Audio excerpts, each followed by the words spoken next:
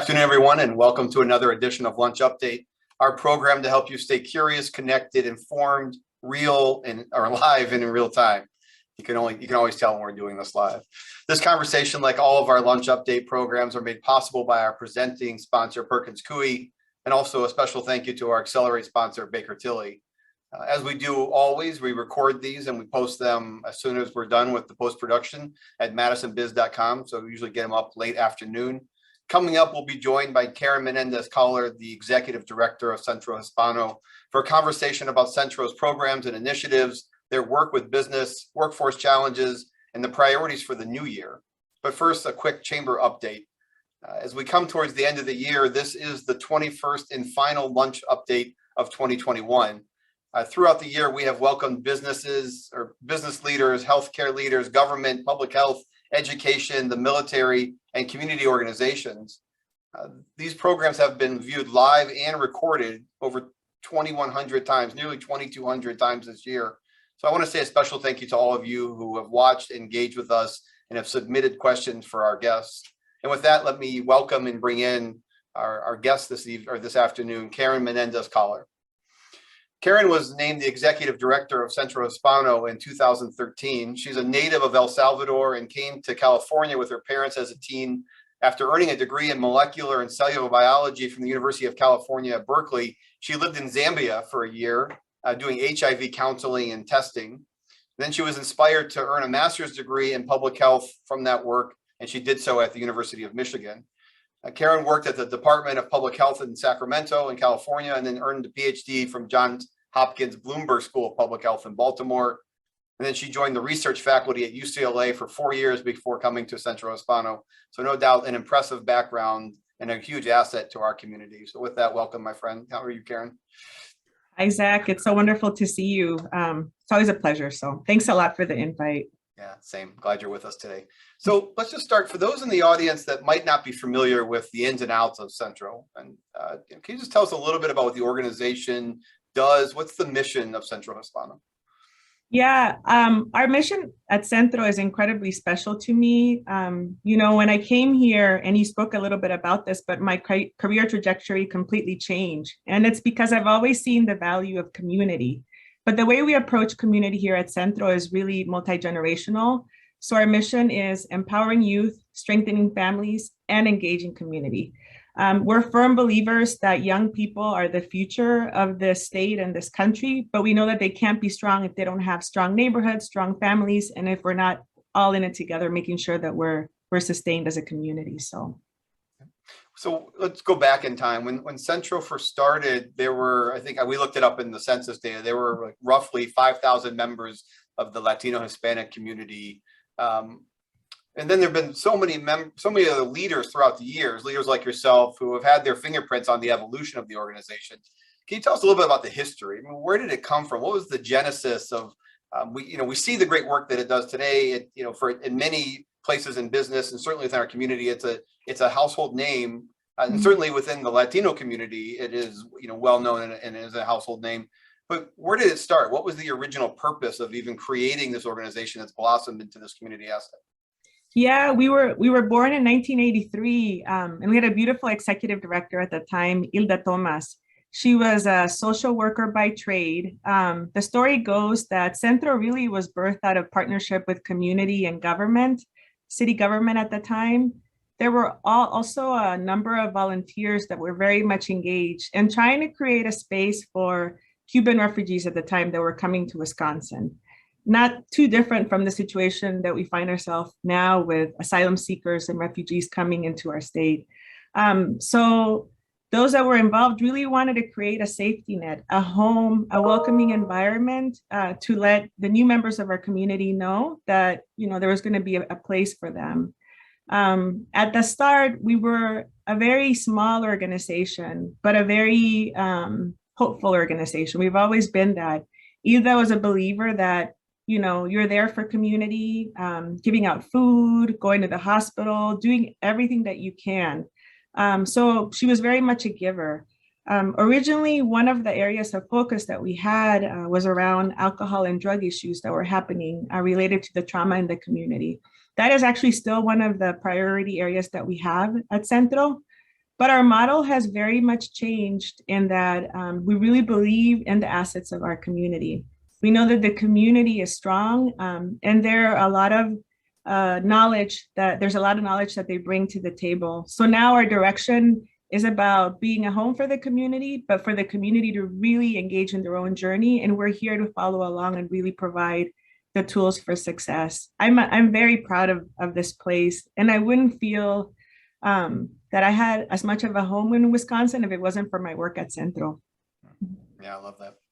As we, when we launched this virtual lunch series, it was done because we wanted to create a platform to help businesses communicate and learn about the resources, stay up to date on the information, but mostly about COVID. I mean, it was really about understanding the relief initiatives, getting public health on, the SBA on, really helping connect businesses to the resources that were being made available and to the latest science and data. But I'm curious for you, I mean, because you had to do much of the same thing. If you think back over the last 650 days, how has your work and the needs of your constituencies changed by the pandemic? It's been a really rough time. And I want to give a huge shout out always to our staff who was there with me during this journey. Also, there might be members of the Latino Consortium for Action on the call, 19 member organizations that have really been the heart and soul of the work that we do in collaboration in the community at Centro. Because of the history of how we support the Latino community here in the state, it has tended to be very reactionary. I think I speaking a little bit about the history of Centro and how the place was born as a response to this crisis of new people that were coming in.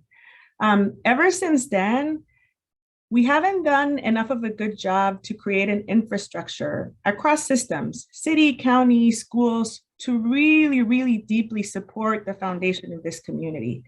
And so when COVID happened, it was like, all of that this is something that we've known at Centro, but all of that was out in the open. And we were in crisis mode. And I don't think there was a strategy in place to really address the deep needs that our community was going to have to face.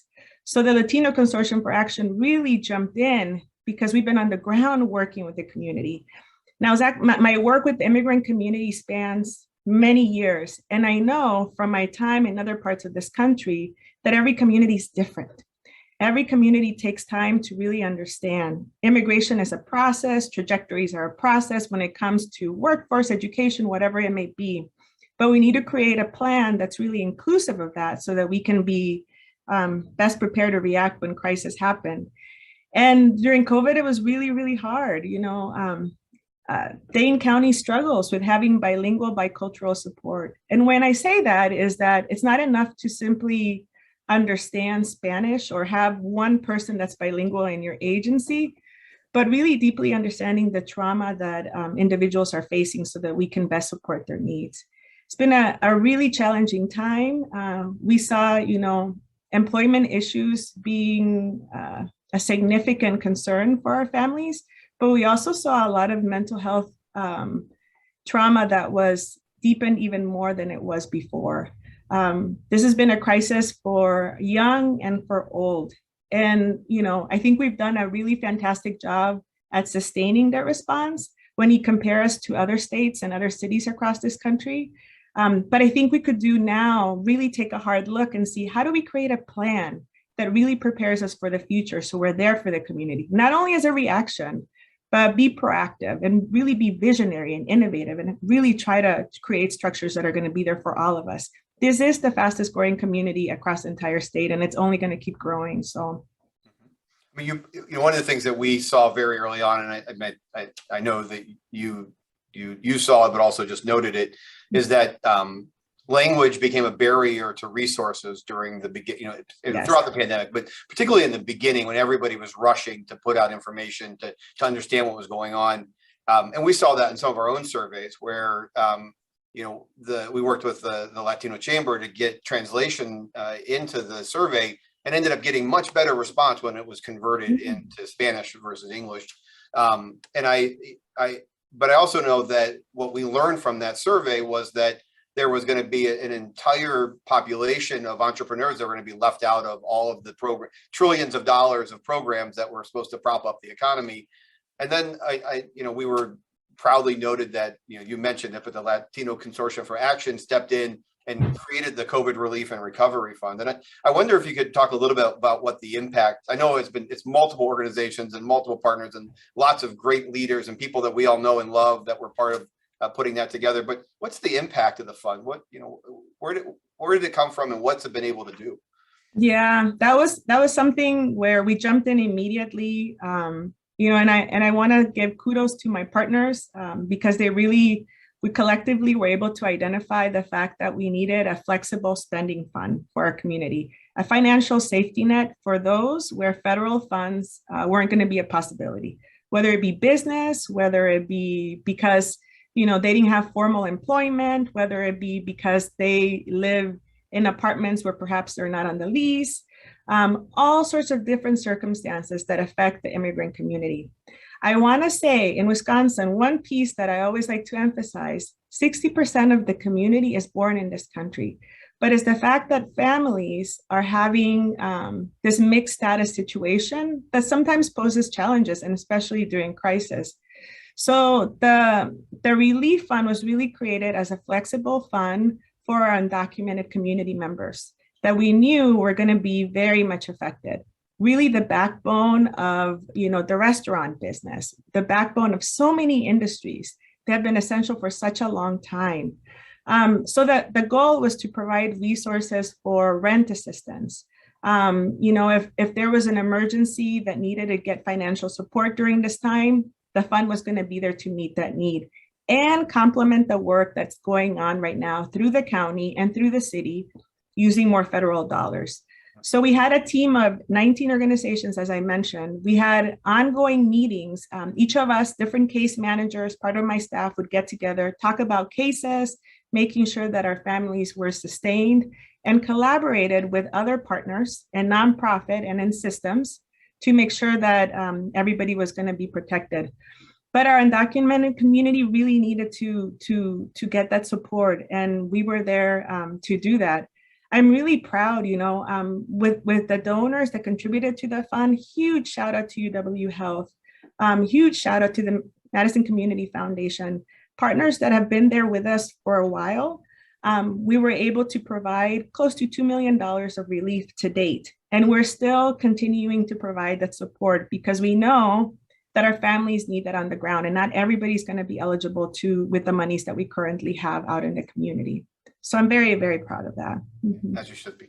One of the things, we all had to move to virtual platforms. I mean, this is this discussion, this platform we're on is a product of moving to a virtual platform during the pandemic. I'm curious about what that process was like, how you, because we talk a lot about meeting people where they are. And so if we're talking about technology that not everybody has access to, how did you adapt? But mostly I'm wondering, what can we learn from your experience, for all the viewers, were there things that you've learned that you will keep, things that that came about out of a state of emergency, but now you say that's actually a better way, or that's an innovation we hadn't considered before? Yeah, no, completely. When I first started at Centro, there were 10 members of our staff. Now our team is about 34 people. A lot of new ideas have emerged over recent years, and especially during the pandemic, we really gave those a shot. For our workforce program in particular, having virtual trainings, it's something that I don't think we would have considered before, but really proved to be very effective during the crisis. And now we're even continuing to apply that in more of a hybrid setting. Our workforce programming is funded by some national donors, foundations, Unidos US. And, I think this kind of conversation around innovation and digitizing the work has really elevated those discussions that we have even with our national partners, where we can say we want to try different applications. We want to try different ways of engaging the community, of doing recruitment. And it's been really, really fruitful. I think also what I realized is that the community is willing to get engaged if the space is engaging. One of the most important things about Centro is that idea of a home. relationship building. We're not transactional. It's deep. It takes time. And although that is, really strong when we're doing it in person, because nothing takes away the warmth of a hug or just telling somebody how we're there for you, I think virtually there's a possibility to do that. We used to have graduations for our workforce programs that were on a quarterly basis, quarterly meetings. We just had an annual graduation of our participants in our Caminos workforce program, close to 200 people.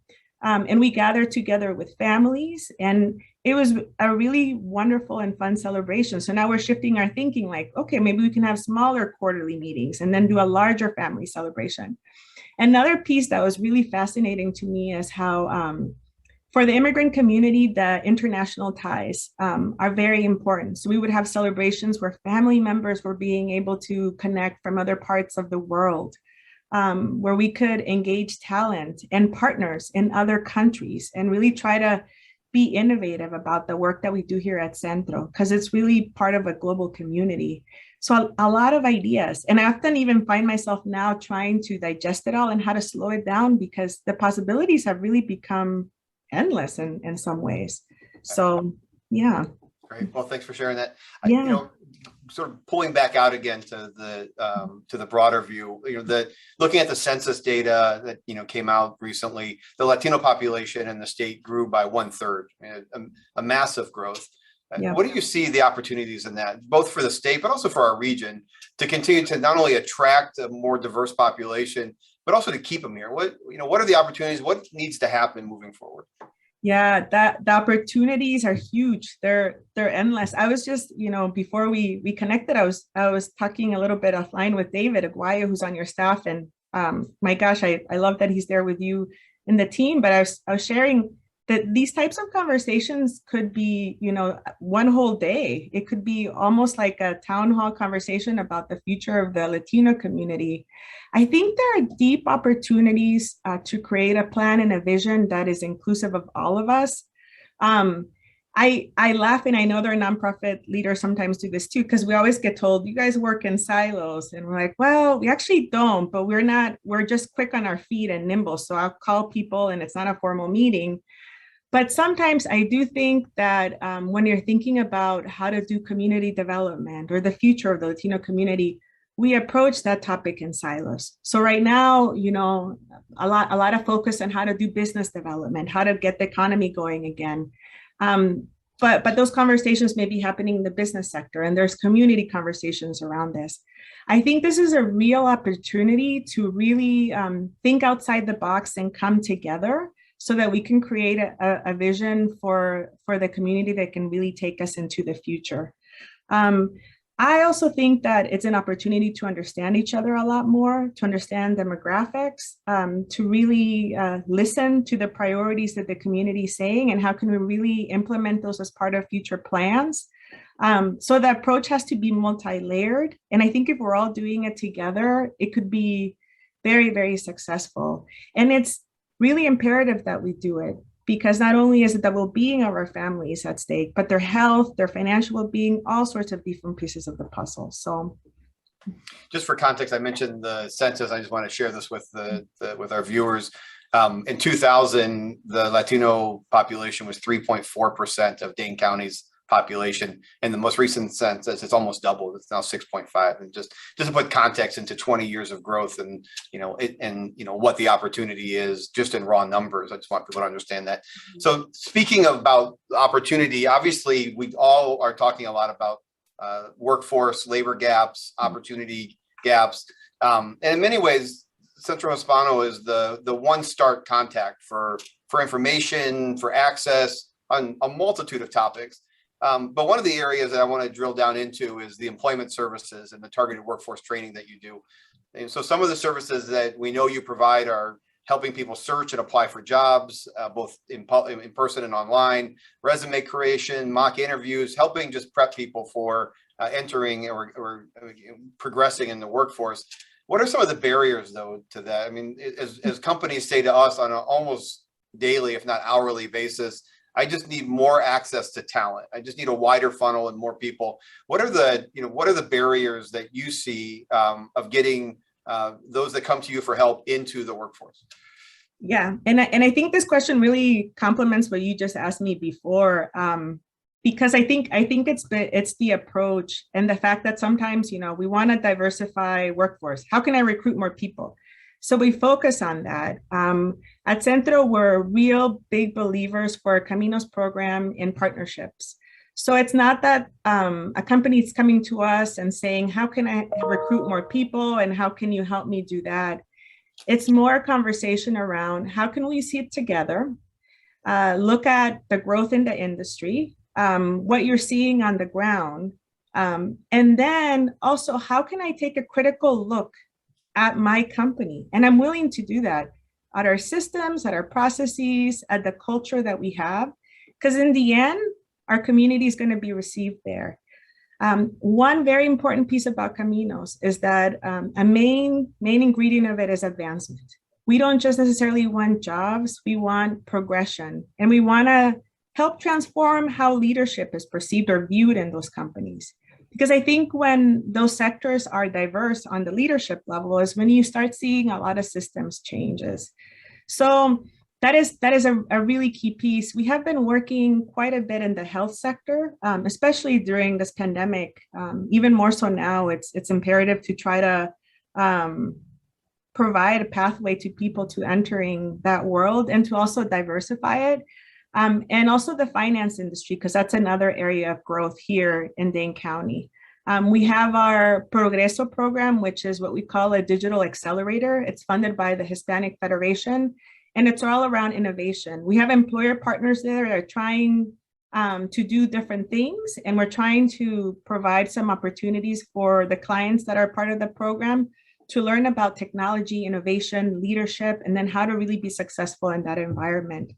But I think that the biggest piece to transforming how we recover from this and really taking time to pause and having a very critical look at the kind of how business has been done and how community can be better received, and perhaps how different sectors can be more supportive in making sure that the community advances. That is really, really, really critical.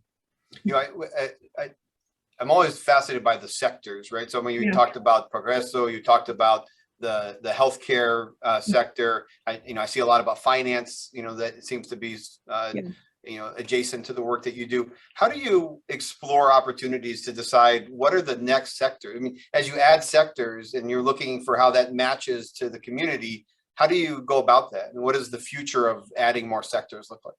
Yeah, it's funny because even that we do it together. The idea of collaboration and partnership is very key in how we do the work that we do at Centro. I feel like a lot of our programs are really trying to generate the future of a community that's thriving, where there's generational wealth, whether it be, our youth programs or our workforce programs or our community engagement work. It's all about creating a space to foster a path that will result in a thriving community, the way that we want to see it. So whether it be schools, whether it be workforce tracks that we're trying to explore, we're really out there trying to see where the trends are in terms of the areas of growth. I think for me, Seth Lentz has been a wonderful partner here in Wisconsin. Rely a lot on MadRip as well as far as statistics, and of course the chamber, but it has to be a partnership that matches. We won't go into a school to do some of our youth programming if we feel that perhaps the school is not ready to do the deep work that is needed to support Latino students. We are there as collaborators and as allies and trying to support, but we don't do the work until we're both at the table trying to address the issue the way it needs to be. It's the same thing with workforce. It's been wonderful because our area of interest being health and finance right now has really been matched by partners that are at the table that are willing to do the nitty-gritty work, roll up the sleeves and really looking at things. So we've been very fortunate that it not only matches with areas of growth, but also in partnership. Everybody's very, very willing to transform things so that we can do things together. So it involves a couple of different pieces. As far as the community, it's wonderful to see so many changes. when I first started at Centro, we would have groups with women around leadership. And sometimes women would tell us, I don't really go out of the house until my partner comes home, and then, maybe we'll go out together. Their role was very much as a mother, and that was very much an identity. More and more, a lot of our workforce programming are moms and women that are trying to get back into the industry and trying to do different things. So we try to match everything when it comes to community and the partners that are at the table to try to transform the way that we do work here at Centro.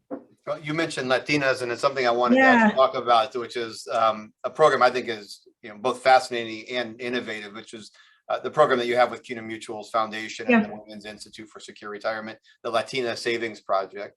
Talk to us a little bit about where that came from. What is it? What's the hope for it in the future? I don't see a lot of other projects like that.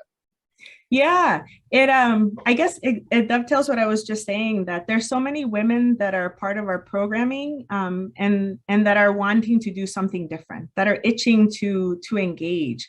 A lot of people that we see also bring different skills from other countries, and they want to now be part of the community here when it comes to workforce. So that's something that always, I don't know, it always piqued our interest. Like, we need to do something with women when it comes to wealth generation, and how can we make sure that they're strong? I think the data shows that Latina women have a long trajectory of life, but because of these dynamics of going back to work, defining the role within the household, sometimes they may not speak up or may not have the confidence to say, I want to save for myself and in turn make my family stronger. So we're trying to match the demographic trends, and then also trying to capitalize on a community that we see a lot here at Centro, and that in essence, I think will be the future of a lot of the workforce that's happening here in Dane County. CUNA Mutual Group has been an amazing partner since I came here to Wisconsin, and has been an incredible friend of Centro. And with Alex and the way that she sees the world and women's empowerment globally, it really created a match with how we feel about women within the household, and also women in the working world here in Dane County and then in Centro. So that match with Wiser was really a connection that was made through that partnership with Alex. And then we got to know each other better, and then the ideas kept surging. And then there's some other national partners that they're going to bring to the table to try to develop really a Latina savings initiative that focuses on savings during times of crisis like COVID, but also what about the future? And a curriculum that's really based on how our families like to perceive savings and finances and wealth building. Not so much something from the outside that we're implementing here, but let's see what's worked with our community in other places, and how can we tailor it to the families that we see here. I think one of my favorite things about Centro is that we don't jump in real fast. We don't take that reactionary approach. So this is something that's been brewing. You watch families, you watch people. There's a play and learn group that we have here at Centro in partnership with the Madison Metropolitan School District. Attendance is high. Moms are here, new mothers. They're talking about life, and you hear that, and you hear about their dreams. And then you start putting the pieces together. Wow, they're also coming to our workforce programming. Interesting. This is similar to what you see in other spaces. Oh, Alex is a fantastic partner to this. So it's just been a wonderful relationship that has been brewing for a little while, and now we're ready to really give it birth and develop it even more. That's great. Recently, we had Homeland Security on as a guest on this show, talking about how our community can assist the Afghan refugees that are currently going through resettlement at Fort McCoy. And Centro, as you noted, Centro's origins are in serving refugee populations and continues to do that work, but it started with Cuban resettlement. And I noted on your website that Centro is a Department of Justice accredited representative, and you provide consulting services for immigrants. I wonder if you can talk about the barriers that that immigrants still face, that the barriers for immigrant populations, and where is advocacy still needed as a community, but across the country, in order to make sure that we truly do resettlement right, that we do immigration right, and that we both honor the laws of the country, but also celebrate the diversity that makes the fabric of this country so great. Yeah, we're very blessed to have one Department of Justice accredited representative. A couple of years back, when in partnership with Dane County, with the county executive, who's a wonderful partner and friend of Centro, Centro pushed pretty hard for an Office of Immigration Affairs to be founded for Dane County. And that was because there was a need for some kind of structure so that we could receive the community in a way, exactly how you said, that their needs are honored and that they're respected. And the work that's been done through that has been amazing. For the last couple of years, we've been a part of an immigration assistance fund housed at the Madison Community Foundation, where we actually raise dollars as well for immigration support. And I think those kinds of safety nets are really important to make sure that the community feels welcome and becomes a part of the fabric of Wisconsin. I think for the work that we do at Centro, we have staff that are born in this country. I always tell a joke because sometimes people come and they want to practice their Spanish, and our younger staff or our kids that are in our youth programs will always say, just speak to us in English. It's really okay. But we have younger staff that are born here. We have staff that have been here as immigrants. No matter what the story is, that connection with immigration is really, really there. So you'll see in a lot of our platforms and social media that we're always talking about immigration at Centro. And that's because it's a very important part of our history and the way that we grow here in this country. It's part of our story. Even if you're not an immigrant, you know a family member that was an immigrant. And so for me, this idea of being as inclusive as possible here in the state to make sure that our families are able to drive when they need to go to work, that you have an ID that allows you to get healthcare access if you go to a pharmacy to pick up a prescription. Those are basic human rights. And those are the pieces that we continue to support here at Centro and that we'll always advocate for. Because I think in the end, if we are not treated as full citizens, our community will continue to be invisible. And we miss out on all those opportunities that we're speaking about. There's a need for each of us to see each other as human beings and not to label and judge people's journey, but to accept everybody for what they bring to the table and to really engage in conversation to create that vision that we're talking about. Specific things that I see, that are now in our advocacy agenda, and things that you've led on for years, and some are new to our agenda, some have been in for a few years, but obviously DACA, the Dreamers, the permanent, a permanent fix to that has been something that we've lobbied at the federal level. But most recently for us is we've added driver's licensure as regardless of immigration status to our lobbying efforts. And so I think about, those type of efforts that started in the Latino community of saying, these are barriers. These are things that are either creating inequity, that are hindering our economy, that are serving as barriers to create community. Are there ideas that as you think about what the next horizon of those might look like a little bit, because we want to know what they are too, so we can begin to think about it. But, I want to say that I think that's a perfect example of how it should work, is that, you and many other leaders are raising the issues, are putting it front and center for the community, and then the community responds. And in this case, the business community responds and wraps itself around those issues and says, these are economic issues. They're not just justice issues, right? These are issues that are just broader than social justice. They have economic impact. And are there other things like that you think are on the horizon that could make a difference from an advocacy perspective? Yeah, you hit a really point. You really hit my heart when you mentioned DACA, because all those pieces remain in limbo. Right now at the federal level, there's conversations about whether some kind of immigration reform is going to be included in the Build Back Better plan. I think a lot of us would have loved to see citizenship be strongly a part of that proposal. That's not necessarily tied to being a worker.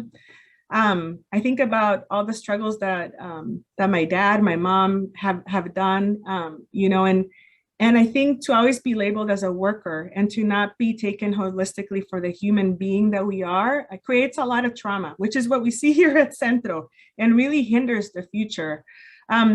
And so, you know, here locally, I don't know how many people on the session right now are aware, but in-state tuition is not a reality for many young people here. If you have DACA, you have to pay out-of-state tuition at UW-Madison. If you might be born here, but you have parents that were born outside of this country, you might still have to pay out-of-state tuition because of some loopholes in the application process. At Centro, we have a Beca scholarship program.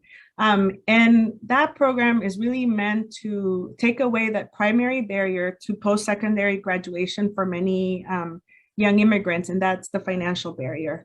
When it comes to advocacy, I think a push around in-state tuition at all levels would be so welcome for so many of the young people and the families that we see here at Centro, and really for the future of our state. And I have to tell you, Zach, that I really applaud the fact that the chamber has been willing to tackle these issues, because I think sometimes people expect that from agencies like Centro.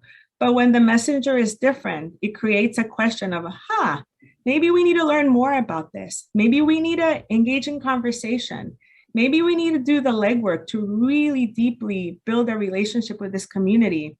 Sometimes I get told, you know, I don't go to Centro because I don't want to make people, this is from somebody who might not be a Latino person, I don't want to make people feel uncomfortable and will I fit in? I always say come and build relationship, but deep, deep relationship that it's grounded in our histories and our community. Because we're not foreigners anymore. We're not, you know, Fiesta Hispana like what Ilda used to have at Centro, all wonderful events, but we're a fabric of this community. And there's a lot about each other that we don't know and that we need to learn to appreciate and utilize and innovate and thrive together. So let's talk a little bit about that fabric. Particularly, let's focus. You do such a great job of talking about the community and pushing the light outward, but let's put it inward for a second. So, you know, we've had Pastor Alex G on, we've had Dr. Ruben Anthony on, and both of them have talked about their projects and the potential that it has to revitalize Park Street. But Central also has big plans, right, for the future. And you know, I'd love to hear about what those plans are and to share them with the audience, but also how you see that fitting into the renaissance that we see on the south side and on the Park Street corridor. Oh yeah, I think the heart of this community is on the south side because it's so vibrant and so interesting and so diverse.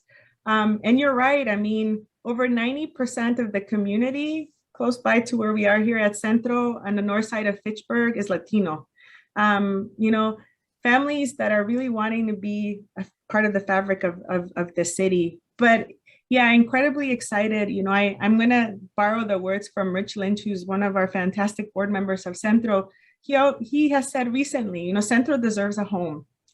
Our families that we see at Centro, over 7,000 individuals, over 5,000 families, deserve a home, deserve a space where they can be visible, deserve a space where they can really heal from all these different things that they face outside and the trauma, and where they can really develop the confidence to say, you know what, I'm going to innovate. And I'm actually going to be a part of UW Credit Union and have this partnership, and where they can really be their true self. We tackle the future at Centro in a multi-generational way. I would not have taken this job if I did not know from my background in public health that these types of programs are what our community deserves and what it needs. In order for the future to be successful, we don't only need workforce or businesses, we need a community that thrives. That involves a focus on education. That involves a focus on growing the right partnerships with workforce. And that involves having a strong community partner such as Centro so that we can be at the table in these kinds of conversations, really transform the vision for Dane County and for the state. So that's what we're pressing for. We want to build our new home for our community here on the south side, where we can develop programming that really meets the needs of this fast growing community. And we want to have an agency that is reflective and honors the beauty of our community, a beautiful, safe space for our families and those that we're so privileged to walk alongside with. So, you know, aside from that exciting project, looking ahead, what else are you focused on in 2022? Yeah, that's really, in many ways, the center of our world right now. There's going to be a number of community engagement efforts to make sure that people come along with us in this journey. I think COVID is still very present in all of our minds.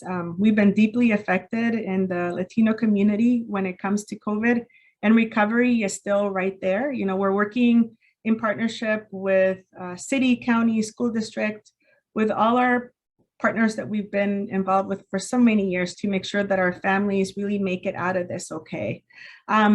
But laser focus, frankly, Zach, on this campaign and having a building that is really going to be a home for our families, an agency that has the capacity to do the work that needs to be done, and funds for programming that are really going to be effective to meet the needs of our community the way that they need to be met, so that we can make sure that we're all going to be okay and well into the future.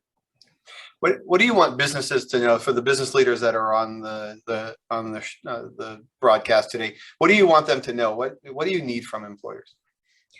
Oh gosh, that's a great question. I would love for any and all employers that are on the call to reach out. If you feel like it's time that you're ready to really engage and to create a space for the Latino community in your own vision and in your own agenda, I would love to have the time to work together to create plans that are going to ensure that our families are going to be successful, and to have Centro at the heart of that plan as well. Because I think I said this earlier, but one nonprofit, one business, one entity will not be able to successfully get us out of this, recovery that we're in, and develop a true vision for the state. You said it yourself, Zach, this is the fastest growing community. We need to prepare now, and we need to ensure that future generations are going to be better than us. I have 2 daughters. In the end, that's always my goal. How can their future be better than what we've been going through? And I recognize that takes work, but sustainable work is one that involves all of us. So I'm appreciative of being able to have the partners that we have, but please reach out. Always wanting to grow and expand vision and ideas. One of the things I admire about you as a leader is you have this ability to turn everything outward. Like you don't talk about yourself. You talk about the center. You talk about the community. You talk about the populations that you serve. You talk about the future. But let me ask you something about yourself as we wrap up. What's the most important thing you learned during the pandemic? That I'm a human being. Yeah, that I'm a human being, and that I also need to take care of myself, and that I think there is a space to support leaders of color in this community that needs to grow. And I think for me is that the work is really hard, but also I need to have kindness for myself, and an understanding that this is what Dora Zuniga always told me. She used to be an executive director of Centro, and she said, this is a marathon, not a sprint. You got to really pause, and you got to be good to yourself too. So finding the balance has been really key for myself, for our staff, and we try to do work that is based on that here. So with that, Karen, I want to say thanks for being with us today. Thanks for everything you do for the community. You are truly one of the brightest stars of our community. And so for all the work that you do, that you don't talk about yourself, but you talk about the work that you do, I just want to say on behalf of this community, thank you for everything that you've done and everything that you will do in the future. Thank you, Zach. Appreciate it very much. Okay. With that, thank all of you for attending. Thanks again to our presenting sponsor, Perkins Coie, and our Accelerate sponsor, Baker Tilly. Thank you for watching. We'll see you in 2022. Here's to a wonderful and prosperous new year. Take care, everyone.